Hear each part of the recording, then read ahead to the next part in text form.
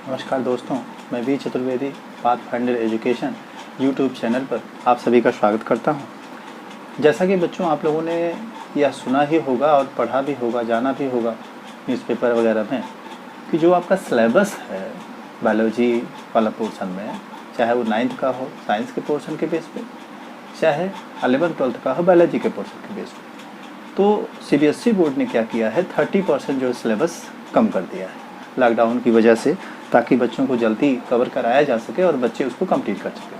हमारे पास कई बच्चों के फ़ोन कॉल्स आए कि सर जो है सिलेबस थोड़ा सा क्लियर कर दीजिए।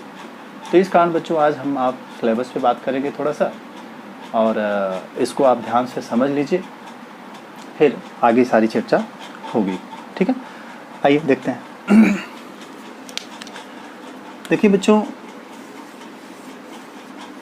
जो क्लास 9th है,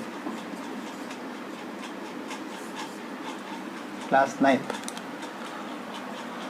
उसमें बायोलॉजी का तो अलग से पोर्शन है नहीं, साइंस के रूप में ही साइंस को ही इंक्लूड करके बायोलॉजी को रखा गया है। उसमें है क्या, उसमें 5 चैप्टर लिए गए। पहला है matter, it's nature and behaviour. Matter का नेचर और बिहेवियर, ये पहला चैप्टर है जो कि आपको पढ़ना है, और इसमें से कुल 23 यानी 23 नंबर के क्वेश्चंस पुट आउट किए जाएंगे ड्यूरिंग द एग्ज़ाम। ठीक है, आगे बढ़ते हैं। दूसरा लेसन आपका है बच्चों organisation in the living words. ये बायोलॉजी का है, जैसा कि आप पढ़ी समझ पा रहे होंगे। Organisation in the living words से 20 नंबर यानी 20 नंबर के क्वेश्चंस आपके एग्ज़ाम में आने हैं। ठीक है, और आगे बढ़ते हैं। मोशन, फोर्स, वर्क, ये आपका फिजिक्स का पोर्शन है। ठीक है, इसमें क्या है भाई, इसमें 27 नंबर यानी 27 नंबर के क्वेश्चंस आपसे पुट आउट किए जाएंगे ड्यूरिंग एग्ज़ाम। ठीक है, आगे बढ़ते हैं। आवर एनवायरनमेंट, ये फिजिक्स के अंतर्गत भी आता है। ठीक है, और बायोलॉजी में भी इसको पढ़ा जा सकता है। ये 6 नंबर का है, आपके एग्ज़ाम में इससे क्वेश्चंस बनेंगे। आगे बढ़ते हैं। फूड प्रोडक्ट्स, ये भी बायोलॉजी का एक तरह से पोर्शन 100% हो जाता है। देखा जाए तो बायोलॉजी का ये जो दो लेसन है जो बहुत नेसेसरी है। उसके अलावा अगर आप चाहें तो इसको भी बायोलॉजी के अंतर्गत रख करके पढ़ सकते हैं या फिजिक्स के अंतर्गत। तो इस तरह से 2 बायोलॉजी का आपको मिल जाता है, 2 आपका मान लिया जाए फिजिक्स का मिल जाता है। ठीक है, 1 आपका केमिस्ट्री का मिल जाता है। ठीक, ये कुल 5 चैप्टर साइंस के अंतर्गत आपके क्लास 9th के सिलेबस में CBSE बोर्ड के रखे गए हैं। इसको आप क्लियर कर लीजिएगा। टोटल 80 नंबर यानी 80 नंबर के क्वेश्चंस बनने हैं। बाकी इंटरनल एग्जामिनर के बेसिस पे लोग मार्क्स देंगे 20 नंबर आप। ठीक है, चलते हैं क्लास 10th का देखते हैं। जैसा कि क्लास 10th में भी साइंस के पोर्शन में इंक्लूड किया गया है, आपकी बोर्ड एग्ज़ाम भी होने हैं, आप अच्छी तरह से समझ लीजिए। इसमें भी वही 5 चैप्टर सम्मिलित किए गए हैं, 5 ही चैप्टर हैं, लेकिन है क्या, उनके नाम साफ देख लीजिए। Chemical substances, nature and behaviour. ठीक है, ये केमिस्ट्री से है और इससे 25 नंबर यानी 25 नंबर के क्वेश्चंस आपके एग्ज़ाम में पूछे जाएंगे आपसे। इस नाते आप अच्छे से इसको प्रिपेयर करिए। ठीक है, 25 नंबर ज़्यादा है, सबसे ज़्यादा इसी से पूछा जा रहा है। ठीक है, ध्यान रखेंगे। आगे देखिए, दूसरा लेसन है वर्ड ऑफ लिविंग। ये आपका बायोलॉजी का चैप्टर है, ये भी अच्छा नंबर कवर कर रहा है। ये 23 नंबर यानी 23 नंबर के क्वेश्चंस ये during the exam board exam में आपसे पुट आउट किया जाएगा। नेक्स्ट तीसरा है नेचुरल फिनोमेना। यह भी आपका बायोलॉजी का लेसन एक तरह से हो जाता है। इससे भी 12 क्वेश्चंस आपको पूछे जाएंगे। ठीक है, नेक्स्ट है आपका इफेक्ट्स ऑफ करंट्स। ये आपका फिजिक्स का क्वेश्चन है, फिजिक्स का चैप्टर है, और जिससे जो है 13 नंबर के क्वेश्चंस पूछे जाएंगे। ठीक है, एग्जाम में 13 नंबर का ध्यान रखिएगा। ये आपका फिजिक्स है। नेचुरल रिसोर्सेज, नेचुरल रिसोर्सेज बच्चों फिजिक्स में आता है और प्लस जो है बायोलॉजी में भी इसको आप पढ़ सकते हैं, समझ सकते हैं। तो इस तरह से आप देखा जाए, आप देखेंगे तो केमिस्ट्री का एक लेसन आपको 10th में दिया गया है।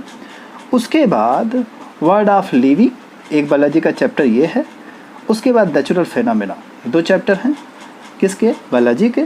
उसके बाद फिर 2 ये चैप्टर जो आपके हो रहे हैं फिजिक्स के हो रहे हैं, मे बी जो है नेचुरल रिसोर्सेज आप बायोलॉजी में भी चाहेंगे तो पढ़ सकते हैं। ठीक है, तो ये 10th का जो है सिलेबस आपके सामने है। ये भी 80 नंबर का है।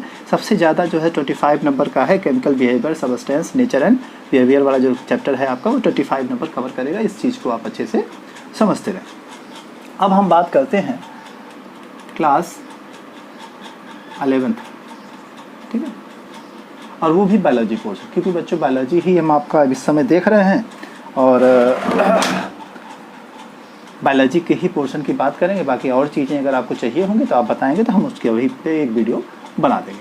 ध्यान दीजिए, इसमें जो पहला लेसन है डाइवर्सिटी ऑफ लिविंग ऑर्गेनिज्म, यानी लिविंग ऑर्गेनिज्म में डाइवर्सिटीज़, ये कुल टोटल इससे 15 नंबर यानी 15 नंबर के क्वेश्चंस पूछे जाएंगे और इसमें कुल 4 चैप्टर इंक्लूडेड है। पहला क्या है?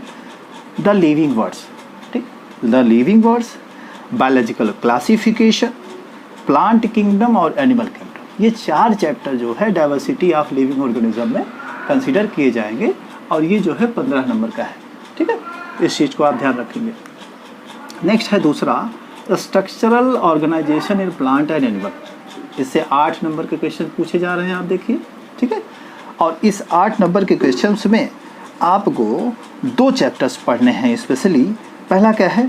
मॉर्फोलॉजी ऑफ फ्लावरिंग प्लांट्स, ठीक है, फ्लावरिंग प्लांट्स की मॉर्फोलॉजी आपको पढ़नी है। और दूसरा है स्ट्रक्चरल ऑर्गेनाइजेशन इन एनिमल, ठीक है, स्ट्रक्चरल ऑर्गेनाइजेशन इन एनिमल। ये दोनों चैप्टर इंक्लूड है आपके सेकेंड यानी स्ट्रक्चरल ऑर्गेनाइजेशन इन प्लांट और एनिमल में, इसके बेसिस पर, ठीक है, जो कि 8 नंबर से पूछे जाएंगे। यानी हर चैप्टर से मान लीजिए 4 नंबर का क्वेश्चन बनेगा, ठीक है, 4 नंबर का। नेक्स्ट तीसरा आपका हो जाता है 11th में सेल स्ट्रक्चर एंड फंक्शन, ये भी आपका 15 नंबर कवर कर रहा है, 15 नंबर का, ठीक है। अब इस 15 नंबर के सेल स्ट्रक्चर और फंक्शन वाले चैप्टर में आप देखेंगे तो इसमें भी 2 चैप्टर है। Cell the unit of life, ठीक है, नहीं सॉरी, इसमें 3 चैप्टर है। Cell the unit of life, ये आपने एक पढ़ा। दूसरा है बायोमॉलिक्यूल्स, ठीक है, बायोमॉलिक्यूल्स दूसरा है। और तीसरा एक आपको और बन जाता है क्या? सेल साइकिल और सेल डिवीज़न। तो इस तरह से अगर आप बच्चों देखेंगे तो सेल स्ट्रक्चर और फंक्शन वाले में कुल 3 चैप्टर शामिल हैं, ठीक है, इसमें 2 चैप्टर शामिल हैं, इसमें 4 चैप्टर शामिल हैं, ठीक है। आगे बढ़ें। प्लांट फिजियोलॉजी जो कि 15 नंबर का क्वेश्चन इससे पूछा जाएगा, इसमें देखेंगे तो प्लांट फिजियोलॉजी में पहला है फोटोसिंथेसिस ऑफ हायर प्लांट्स, ये पहला चैप्टर आपको पढ़ना है। दूसरा रिस्पिरेशन इन द प्लांट, दूसरा चैप्टर है। तीसरा है प्लांट ग्रोथ एंड डेवलपमेंट, ठीक है। चौथा है breathing and exchanges of gases. पांचवा है बॉडी फ्लूइड एंड सर्कुलेशन, ठीक है।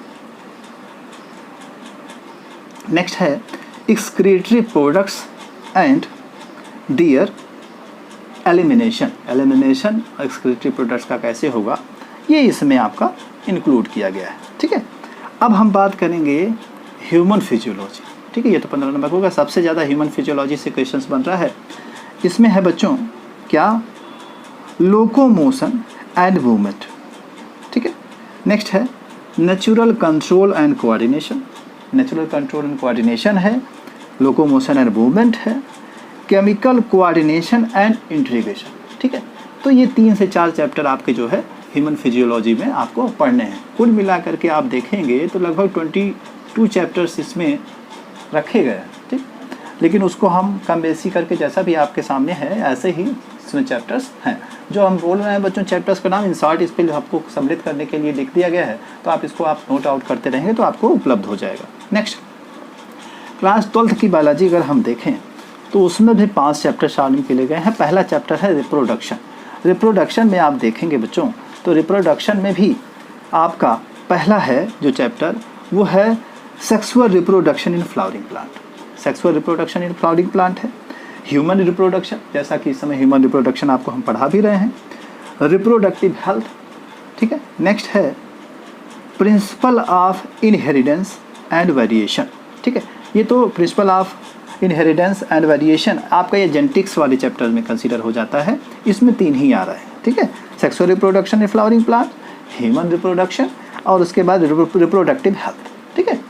तो इस तरह से 3 जो है इसमें कंसिडर किए जा रहे हैं चैप्टर्स किसमें? रिप्रोडक्शन में।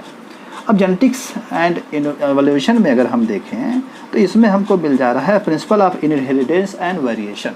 ये पहला चैप्टर आपको इसमें पढ़ना है तो जेनेटिक्स वाले में, ठीक है। नेक्स्ट आपको पढ़ना है मॉलिक्यूलर बेसिस ऑफ इनहेरिटेंस, ठीक है। मॉलिक्यूलर बेसिस ऑफ इनहेरिटेंस, ये आपको पढ़ना है। नेक्स्ट आप देखेंगे तीसरे में बायोलॉजिकल एंड ह्यूमन वेलफेयर में पहला चैप्टर जो आपको पढ़ना है human health and disease. Human health and disease आपको इस वाले चैप्टर में पढ़ना है, ठीक है। नेक्स्ट उसी में पढ़ना है microbes in human welfare. Microbes human welfare में ये भी चैप्टर आपको इसी में पढ़ना है। नेक्स्ट जो आपका है biological biotechnology and its application, इसमें प्रिंसिपल और प्रोसेसेस ये चैप्टर आपको कवर करना है जो कि 12 नंबर का है, ध्यान दीजिएगा, ठीक है। उसके बाद नेक्स्ट उसी में है biotechnology and its application. 2 chapter इसमें हैं, बायोटेक्नोलॉजी एंड इट्स एप्लीकेशन और बायोटेक्नोलॉजी के प्रिंसिपल और प्रोसेस क्या होते हैं वो। नेक्स्ट और लास्ट है आपका इकोलॉजी एंड एनवायरनमेंट। इसमें आपको जो है ऑर्गेनिज्म एंड पॉपुलेशन, इसके बारे में ये चैप्टर आपको कंसीडर करना है। तो इस तरह से आप देखेंगे बच्चों कि इसमें और उसमें यानी क्लास 11th में, क्लास 12th में जो चैप्टर आपको पढ़ने हैं वहाँ यहाँ आपको समझाया गया है। 11th में भी टोटल 70 नंबर के क्वेश्चन हैं, 70 नंबर के क्वेश्चन बन रहे हैं। वहीं 12th में भी 70 नंबर के क्वेश्चन बन रहे हैं जो कि ड्यूरिंग एग्ज़ाम आपसे कुछ पुटअप किए जाएंगे।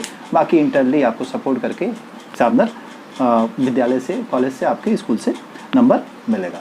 तो इसको आप अच्छे से कहीं नोट कर लीजिए और इसको आप ज़्यादा से ज़्यादा अपने दोस्तों में भी लाइक, शेयर और सब्सक्राइब करने के लिए कहिए और भेज दीजिए ताकि सबको सिलेबस के बारे में पता हो जाए और आप इसी के अकॉर्डिंग टू बच्चों पढ़ाई करिए। तो मिलते हैं फिर नेक्स्ट क्लास में आपसे, next videos. Thank you very much.